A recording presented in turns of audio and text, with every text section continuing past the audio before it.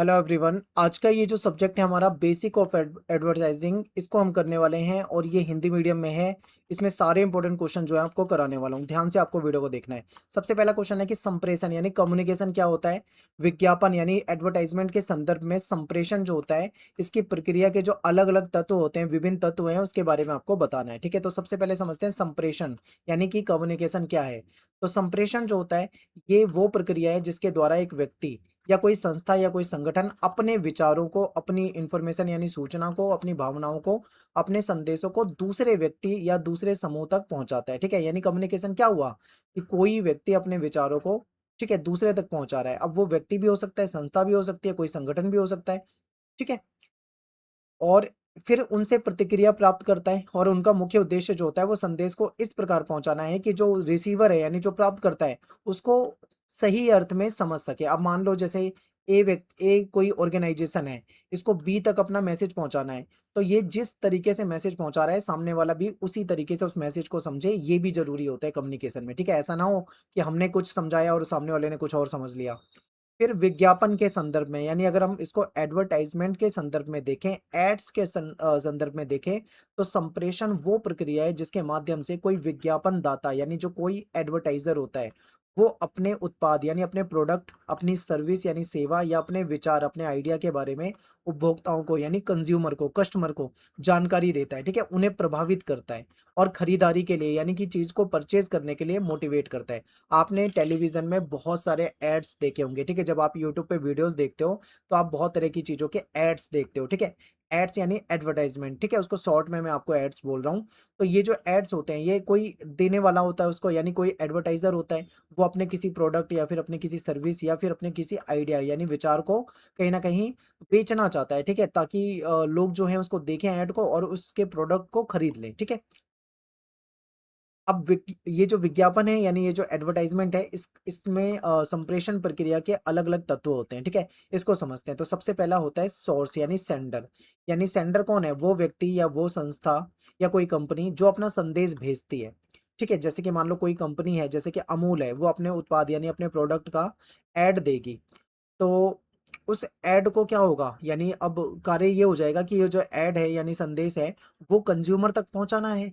ठीक है, तो ये तो हो गया पहला सेंडर। फिर होता है मैसेज यानी संदेश। अब संदेश क्या है? संदेश वो सूचना या वो विचार है, यानी वो विज्ञापन के माध्यम से उपभोक्ता तक पहुंचाना है, यानी कंज्यूमर तक एक ऐड के जरिए, एडवर्टीजमेंट के जरिए उसको कंज्यूमर तक पहुंचाना होता है। ठीक है, मान लो कोई साबुन है, साबुन जो है त्वचा को मुलायम और स्वस्थ बनाता है, ये क्या है? ये ऐड है, यानी साबुन का ऐड है जिसमें साबुन की कुछ विशेषता बताई जा रही है। इसमें क्या होता है, इसमें जो प्रोडक्ट होता है उसकी विशेषता बताई जाती है, उसके लाभ बताए जाते हैं, उसकी उपयोगिता बताई जाती है। तभी तो सामने वाला खरीदेगा आपके प्रोडक्ट को, जब आप अपने प्रोडक्ट के बारे में उसकी उसके उपयोग बताओगे, ठीक है, उसके फीचर बताओगे, उसकी विशेषता बताओगे, तभी तो कोई व्यक्ति प्रभावित होकर आपके ऐड से उस चीज को खरीदेगा।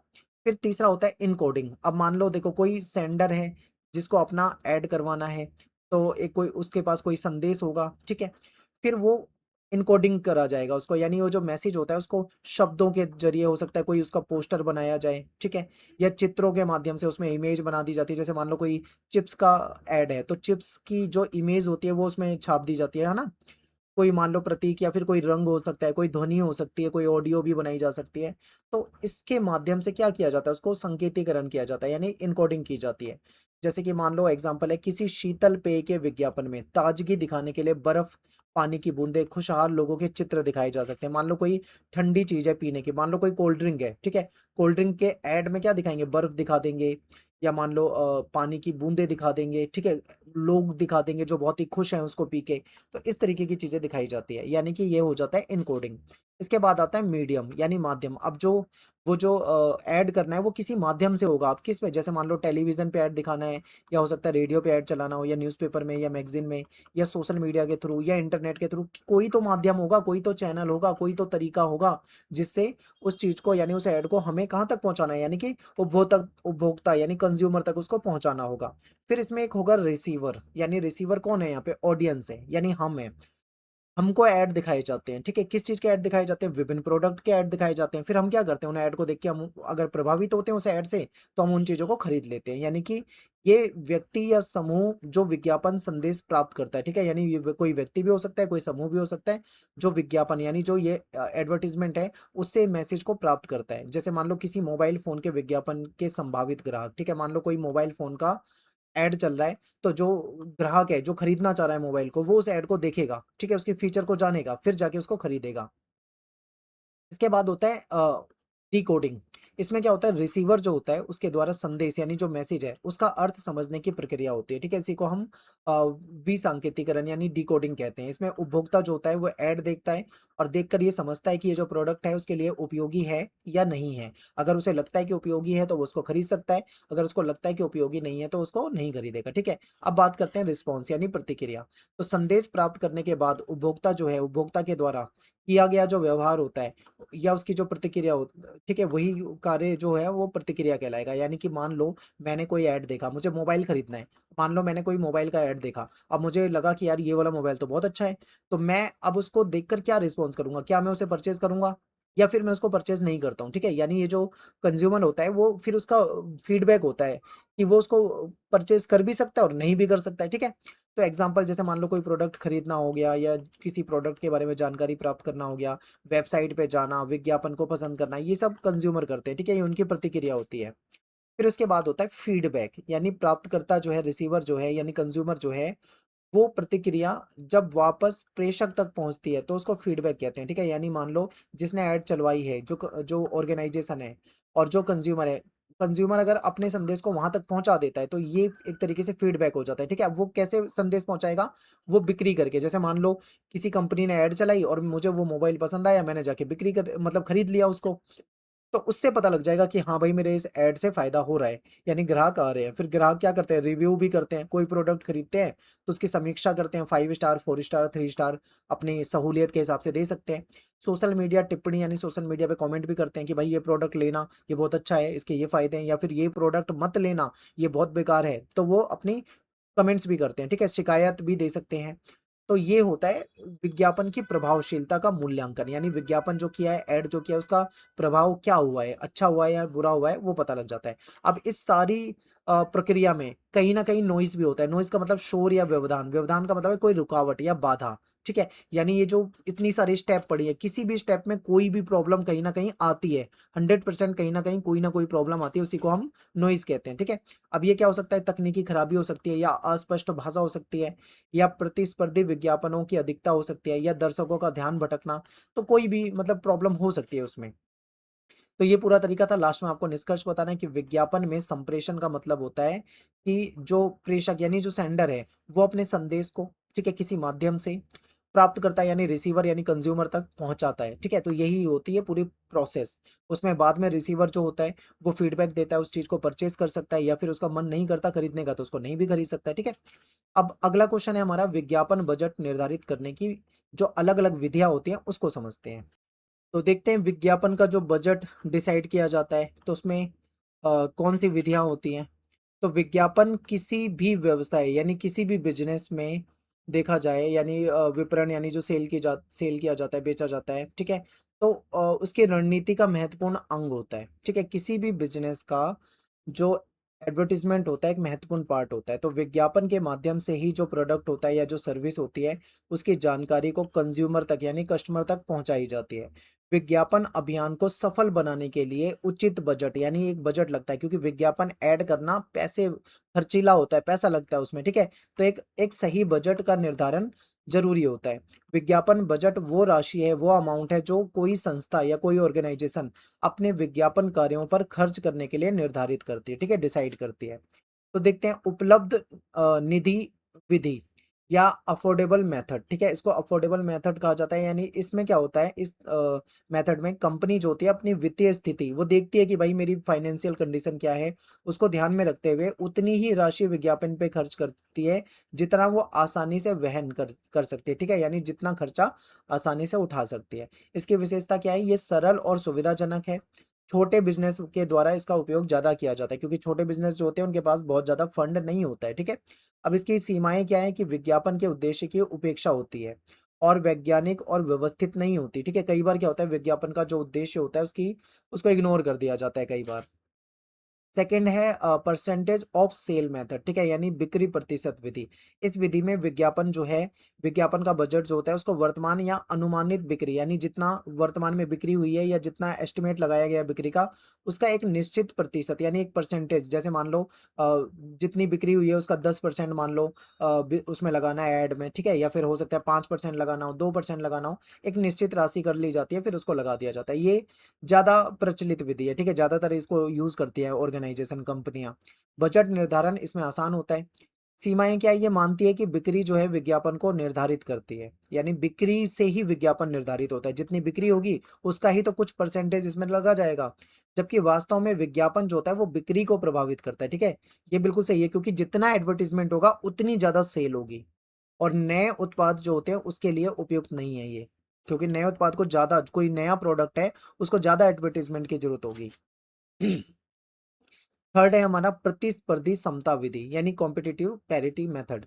इस विधि में क्या होता है, कंपनी जो होते हैं अपने जो कॉम्पिटिटर होते हैं उसके विज्ञापन का खर्चा देखते हैं, उसके आधार पे अपना बजट तय करते हैं। जैसे मान लो कोई बिस्किट बनाने की कंपनी है, तो जो अन्य बिस्किट वाली कंपनियां होगी वो उसको ध्यान में रख के अपना बजट निर्धारित करेगी। ठीक है, यानी कि कंपटीशन जो होता है इसमें संतुलन बनाए रखने की में सहायता करता है, बाजार में कंपनी की उपस्थिति भी बनी रहती है। सीमाएं क्या है, अब कॉम्पिटिटर जो है उसके उद्देश्य और परिस्थितियां अलग हो सकती हैं, अपनी आवश्यकता की अनदेखी की जाती है, क्योंकि दूसरे के हिसाब से बजट तय किया जा रहा है। ठीक है, नेक्स्ट है उद्देश्य एवं कार्य विधि, यानी ऑब्जेक्टिव एंड टास्क मेथड। तो इस विधि में पहले विज्ञापन के उद्देश्यों को निर्धारित किया जाता है, यानी विज्ञापन के क्या उद्देश्य हैं पहले ये निर्धारित किया जाता है। फिर उन उद्देश्यों को प्राप्त करने के लिए जो जो आवश्यक कार्य हैं उसको पहचाना जाता है। फिर उन कार्यों की कितनी लागत लग सकती है एस्टिमेट उसका बनाया जाता है। ठीक है, ये प्रक्रिया क्या है, इसमें इसमें विज्ञापन का उद्देश्य पहले निर्धारित होगा, फिर उसको प्राप्त करने के लिए जो कार्य करने पड़ेंगे उसको पहचाना जाएगा, प्रत्येक कार्य की लागत का एक एस्टिमेट लगाया जाएगा, अनुमान लगाया जाएगा, फिर कुल लागत का को विज्ञापन के बजट के रूप में निर्धारित कर लिया जाएगा, यानी विज्ञापन में उतना पैसा लगा दिया जाएगा। विशेषता क्या है, वैज्ञानिक और तार्किक भी है, परिणामों पे आधारित है, और विज्ञापन जो होता है वो विपणन उद्देश्यों में समन्वय स्थापित करता है, यानी जो सेल है, जो बिक्री है उसमें कहीं ना कहीं एक बैलेंस भी बनाएगा। ठीक है, इसकी सीमाएं क्या है, ये समय और विशेषज्ञता की आवश्यकता है, यानी समय भी ज्यादा लगेगा और एक्सपर्ट भी चाहिए।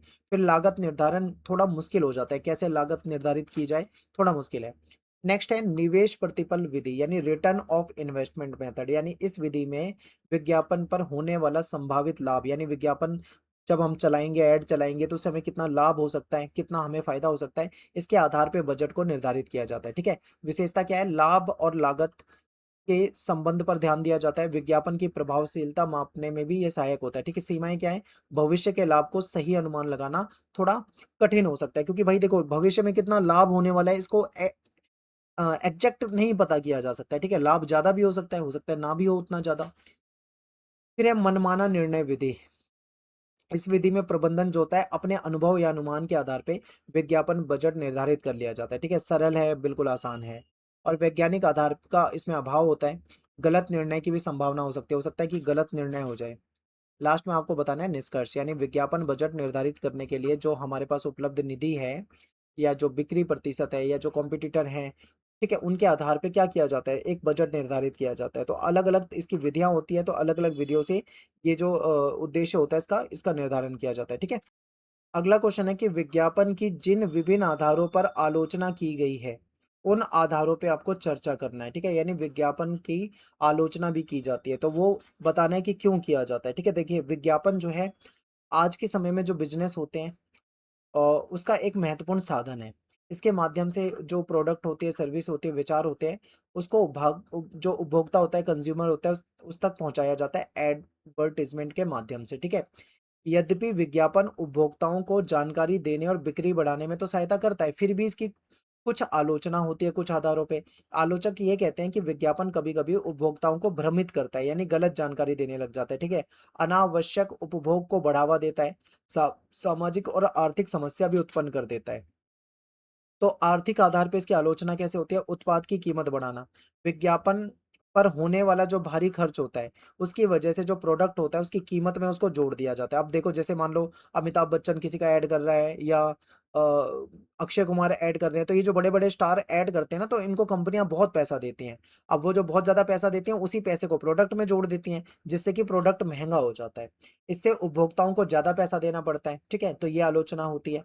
फिर अनावश्यक माँग उत्पन्न करना, यानी विज्ञापन लोगों को ऐसी वस्तुएँ खरीदने के लिए प्रेरित करता है, जिनकी उन्हें वास्तविक आवश्यकता नहीं होती है कई बार, लेकिन फिर भी वो ऐड देकर खरीद लेते हैं। एकाधिकार को बढ़ावा देना, यानी कब कई कई बार क्या होता है, जो बड़ी कंपनियाँ होती हैं, वो अधिक विज्ञापन करके बाजार पे अपना प्रभुत्व स्थापित कर लेती है, जिससे कि छोटे जो उत्पादक होते हैं, वो कॉम्पिटिशन में बहुत कठिनाई महसूस करते हैं।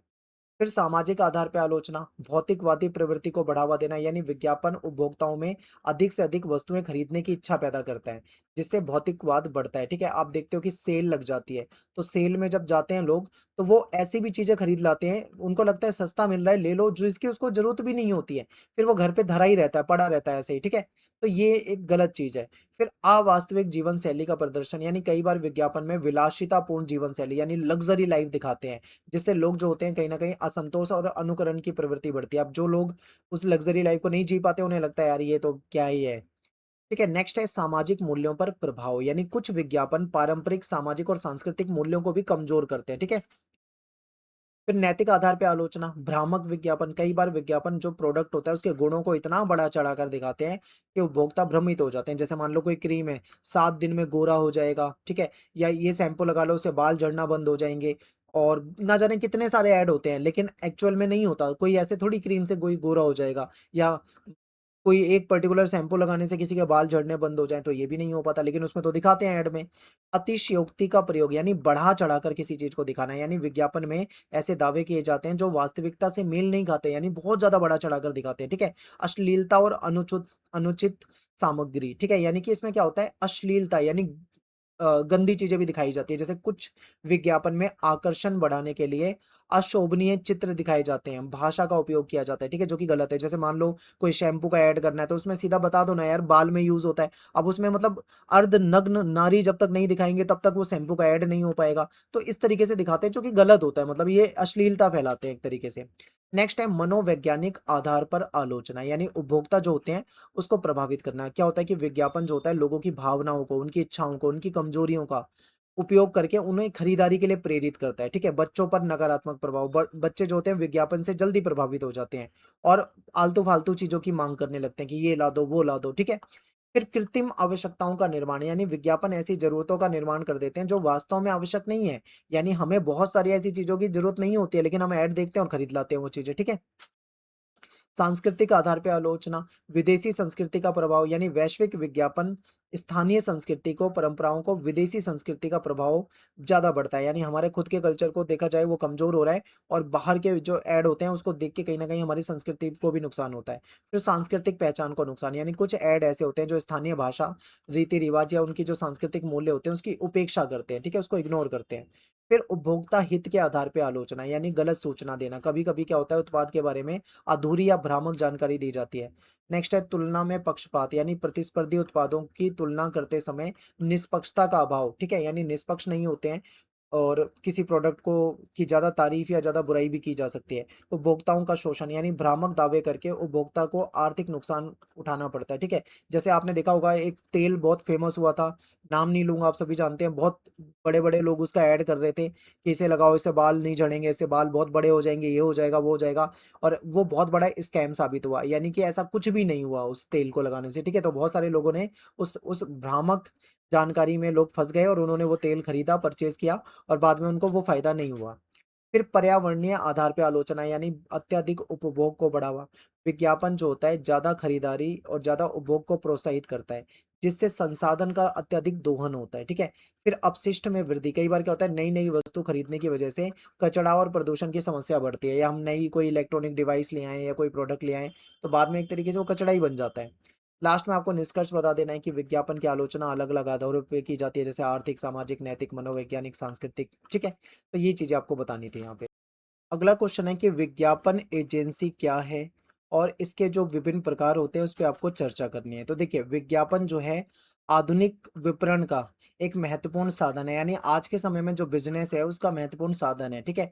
प्रभावी विज्ञापन तैयार करना यानी एक बेहतरीन ऐड तैयार करना, उसे सही माध्यम से प्रकाशित करना यानी सही जगह से उसको चलाना, और जो हमारी टारगेट ऑडियंस होती है यानी जो हमारे कंज्यूमर होते हैं उन तक पहुंचाना, ये इसके लिए एक विशेष संस्था की आवश्यकता होती है, ठीक है। इसी को हम क्या बोलते हैं, इसी को हम एडवर्टाइजिंग एजेंसी यानी विज्ञापन एजेंसी कहते हैं। विज्ञापन एजेंसी जो होती है वो एडवर्टाइजर और जनसंचार माध्यमों के बीच में एक पुल का काम करती है, ठीक है। विज्ञापन अभियान की योजना बनाना, उसका निर्माण करना, उसको लागू करवाना, इन सब चीजों में सहायता करती है। तो विज्ञापन एजेंसी का मतलब क्या है, विज्ञापन एजेंसी एक ऐसी स्वतंत्र व्यावसायिक संस्था है, यानी एक एक इंडिपेंडेंट संस्था होती है, ऑर्गेनाइजेशन होती है, जो अपने जो ग्राहक हैं, जो विज्ञापन दाता हैं यानी जो एडवर्टाइजर हैं, ठीक है, उनके लिए विज्ञापन की योजना बनाती है। जैसे मान लीजिए आपकी कोई कंपनी है, आपको अपनी कंपनी, आपकी कंपनी का कोई प्रोडक्ट है, आपको उसका ऐड करवाना है, तो आप क्या करोगे, आप किसी विज्ञापन एजेंसी के पास जाओगे, उसको बताओगे कि भाई मेरा ये प्रोडक्ट है, ऐसे ऐसे है, मैं ऐसे ऐसे सेल करना चाहता हूँ, ये प्राइस है, ये इसके फीचर हैं, ये सारी चीजें, ठीक है। तो ये एजेंसी क्या करेगी, विज्ञापन तैयार करती है और सही माध्यम का चयन करेगी, यानी टीवी पे दिखाना है, रेडियो पे दिखाना है, प्रिंट मीडिया में दिखाना है, या कहाँ भी चलाना होगा, सोशल मीडिया पे चलाना है, वो सही माध्यम का चयन करेगी और विज्ञापन को क्या करेगी, चलाएगी। परिभाषा इसकी देखें तो विज्ञापन एजेंसी एक ऐसा संगठन है जो एडवर्टाइजर जो होते हैं उनकी ओर से जो एड्स है, ठीक है, उससे संबंधी सेवा देते हैं, जैसे विज्ञापन के को बनाना, मीडिया का चयन करना, बाजार अनुसंधान करना यानी रिसर्च करना, ठीक है, उसका प्रचार करना, ये सब काम। तो विज्ञापन एजेंसी के प्रकार देखिए, तो सबसे पहले इसमें देखते हैं पूर्ण सेवा विज्ञापन एजेंसी, यानी जो फुल सर्विस आपको देती है। फुल सर्विस में वो पूरी आपकी मार्केट रिसर्च करेगी, आपकी जो ऐड है उसकी पूरी प्लानिंग करेगी, ठीक है, ऐड बनाएगी, फिर सही मीडिया यानी कहाँ पे चलाना है उसको, उसका चयन करेगी, अब उसका बजट निर्धारित करेगी, और फिर उसका लास्ट में मूल्यांकन भी करेगी, ठीक है। तो यानी सारे काम जो है एक ही लेवल पे हो जाएगा। ये राष्ट्रीय स्तर पे और बड़े व्यवसाय के लिए, बड़ी कंपनियों के लिए ये ज़्यादा उपयोगी होता है, ठीक है। फिर दूसरा है मीडिया एजेंसी। ये एजेंसी मुख्य रूप से विज्ञापन के लिए सही मीडिया का चयन करती है, यानी कहाँ पे वो चलाना है, जैसे टेलीविज़न पे चलवाना है या रेडियो पे ऐड चलवाना है या न्यूज़पेपर में डालना है या डिजिटल मीडिया में ले जाना है, ठीक है। विज्ञापन का दरों पर बातचीत करेगी, मीडिया की योजना बनाना, ये सब काम इसका होता है, ठीक है, ताकि ज़्यादा से ज़्यादा दर्शक तक ये पहुँच पाए। फिर रचनात्मक एजेंसी, यानी ये एजेंसी केवल विज्ञापन की रचनात्मक सामग्री को तैयार करती है, यानी विज्ञापन की कॉपी लिखेगी, स्लोगन तैयार करेगी, ठीक है, टैगलाइन बनाना, जैसे हमारे प्रोडक्ट की टैगलाइन होते हैं, जैसे आपने अमूल का सुना है ना, अमूल दूध पीता है इंडिया, इस तरीके के स्लोगन बनाती है, टैगलाइन बनाती है। फिर ग्राफिक डिजाइनिंग तैयार करेगी, वीडियो और ऑडियो का विज्ञापन जो होता है उसको विकसित करने का काम करती है, ठीक है। इसकी विशेषता क्या है, ये क्रिएटिव यानी ये क्रिएटिविटी दिखाएगी, बेहतरीन आपके लिए आकर्षक प्रस्तुति यानी बेहतरीन ऐड बनाएगी, ठीक है। फिर इन हाउस एजेंसी, यानी कि जब कोई कंपनी अपनी स्वयं की विज्ञापन इकाई स्थापित कर ले, यानी कोई कंपनी है उसने खुद से एक अपनी एड एजेंसी बना ली है जो उसी के लिए काम करती है, ठीक है, तो इसको इन हाउस एजेंसी कहा जाता है। ये कंपनी के जितने भी ऐड होते हैं उसको तैयार करती है, प्रचार गतिविधियों का संचालन करती है, इसमें लागत में कमी आएगी क्योंकि कंपनी का ही कंट्रोल होगा, कंपनी का इस पे पूर्ण नियंत्रण होगा, ठीक है। फिर विशेषीकृत एजेंसी, यानी जो स्पेशलाइज्ड होती है, यानी ये एजेंसी किसी विशेष क्षेत्र में एक्सपर्टीज रखती है, यानी कि विशेषज्ञता रखती है, ठीक है, जैसे डिजिटल मीडिया डिजिटल विज्ञापन एजेंसी हो गई, सोशल मीडिया एजेंसी हो गई, खेल विपणन एजेंसी हो गई, स्वास्थ्य क्षेत्र की विज्ञापन एजेंसी हो गई, ठीक है। ये किसी पर्टिकुलर क्षेत्र पे अपना पूरा कंट्रोल रखती है, यानी कि उसमें स्पेशलाइज्ड होती है, ठीक है, विशिष्ट होती है। नेक्स्ट है डिजिटल विज्ञापन एजेंसी। ये एजेंसी इंटरनेट और ऑनलाइन प्लेटफॉर्म पर विज्ञापन सेवाएं देती है, सोशल मीडिया मार्केटिंग करती है, सर्च इंजन ऑप्टिमाइजेशन हो गया या सर्च इंजन मार्केटिंग हो गया, ईमेल मार्केटिंग हो गया, ठीक है, ऑनलाइन विज्ञापन अभियान हो गया। ये जैसे सोशल मीडिया मार्केटिंग का मतलब है फेसबुक पे, इंस्टाग्राम पे, यूट्यूब पे ऐड चलाना। सर्च इंजन यानी जो सर्च इंजन होता है उसमें आपका पहले दूसरे नंबर पे, चौथे नंबर पे उसको सर्च में लाना, ठीक है। जैसे मान लो आप गूगल पे कोई चीज़ सर्च करते हो तो जो सर्च में आता है आपके सामने रिजल्ट वो हो जाएगा। और फिर ईमेल, पर्टिकुलर पर्सनल ईमेल करना सबको अपने प्रोडक्ट के बारे में, ठीक है, तो ये काम होता है। इसके बाद है फ्रीलांस या स्वतंत्र एजेंसी, यानी इस प्रकार की एजेंसी में स्वतंत्र एक्सपर्ट होते हैं जो छोटे समूह परियोजना के आधार पे सेवाएं देते हैं। इसमें पैसे भी कम लगेगा, छोटे जो व्यापारी हैं उसके लिए उपयोगी होता है, लचीली कार्य प्रणाली होती है, ठीक है, आपके हिसाब से काम कर देंगे। और विज्ञापन एजेंसी के प्रमुख काम क्या होते हैं? ये विज्ञापन की रणनीति बनाते हैं, फिर ये मार्केट रिसर्च करते हैं, विज्ञापन के लिए संदेश तैयार करते हैं, मीडिया का चयन करते हैं, जैसे कि कहाँ-कहाँ उसे ऐड को दिखाना है, विज्ञापन के बजट की पूरी योजना बनाएँगे और विज्ञापन अभियान का मूल्यांकन करेंगे, ठीक है? ग्राहक को क्या करेंगे? परामर्श भी ये देते हैं। तो लास्ट में आपको निष्कर्ष बताना है, यानी विज्ञापन एजेंसी एक पेशेवर संस्था होती है जो विज्ञापन दाता जो होते हैं उनको बेहतरीन विज्ञापन तैयार करके देती हैं और कस्टमर तक ही इसको पहुंचाने का काम करते हैं, ठीक है। इसमें पूर्व सेवा एजेंसी, मीडिया एजेंसी, रचनात्मक एजेंसी, इन हाउस एजेंसी, विशेषीकृत agency, digital agency, freelance agency, कई प्रकार की एजेंसी होती है जो कि आपको बताना है। अगला क्वेश्चन है, किसी विज्ञापन अभियान को तैयार करने, यानी मान लो कोई विज्ञापन है, कोई कैंपेन है, उसको तैयार करना है, तो उसमें जो उसको तैयार करने, उसको निष्पादित करने में विज्ञापन एजेंसी जो होती है उसके द्वारा किए जाने वाले प्रमुख कार्य कौन-कौन से होते हैं उसकी चर्चा कीजिए। तो देखिए, कोई भी अगर विज्ञापन अभियान चलाना है, तो किसी प्रोडक्ट या सेवा या किसी विचार के प्रचार के लिए, तो उसकी पूरी योजनाबद्ध संगठित गतिविधियों का एक समूह होता है, ठीक है? इसको अगर हम देखें, मैं आपको पूरा इसका शुरू से लेके एंड तक बताता हूँ, यहाँ से देखिए। विज्ञापन अभियान का विकास, यानी ग्राहक की आवश्यकता और उसके उद्देश्य को समझना, यानी कोई प्रोडक्ट है, वो किस ग्राहक को बेचना है, उस ग्राहक की आवश्यकता क्या है, ठीक है? उसका उद्देश्य क्या है, उसको समझना है। फिर विज्ञापन एजेंसी जो होगी, वो सबसे पहले क्या करेगी? ग्राहक के उत्पाद यानी प्रोडक्ट, सेवा, बाजार स्थिति और विज्ञापन उद्देश्य, इसका अध्ययन करेगी, ठीक है? इसका उद्देश्य क्या होता है? ब्रांड के प्रति, जो ब्रांड है उसके प्रति जागरूकता बढ़ाना है, ठीक है? बिक्री बढ़ाना है, उसकी सेल बढ़ाना है, नए उत्पाद का प्रचार करना है, उपभोक्ताओं की धारणा बदलना है उस प्रोडक्ट के प्रति, ठीक है? फिर ये क्या करते हैं? मार्केट रिसर्च करते हैं, यानी मार्केट में उससे रिलेटेड क्या प्रोडक्ट हैं, कौन से उपभोक्ता उसको लेते हैं, कॉम्पिटिटर कौन-कौन से हैं, उन सब चीज़ों का रिसर्च करते हैं, यानी कि टारगेट ऑडियंस को ढूँढेंगे, उपभोक्ता उसके बिहेवियर को समझेंगे, प्रतिस्पर्धी उत्पाद को देखेंगे, कौन-कौन से उत्पाद जो हैं वो हमारे कॉम्पिटिशन में हैं, बाजार की प्रवृत्तियाँ देखेंगे, ठीक है? सही संदेश और रणनीति बनाने में इससे बहुत हेल्प मिलती है। फिर विज्ञापन के उद्देश्यों का निर्धारण करना, रिसर्च के आधार पे स्पष्ट और मापनीय विज्ञापन जो होगा, उसके उद्देश्य निर्धारित किए जाएँगे, जैसे कि मान लो 6 माह में ब्रांड की पहचान 30% बढ़ानी है या बिक्री 20% बढ़ानी है, ठीक है? कुछ मतलब टारगेट रख लिया जाता है। इसमें फिर क्रिएटिव स्ट्रेटजी तैयार करना, यानी जो ऐड है, उसके अभियान का सबसे महत्वपूर्ण भाग है कि उसका जो मुख्य संदेश है, वो विज्ञापन की एक थीम होगी, उसका एक स्लोगन होगा, दृश्य और ध्वनि, इन सब चीज़ों का यूज़ किया जाता है, ठीक है? ताकि विज्ञापन जो है वो आकर्षक बने और यादगार बने।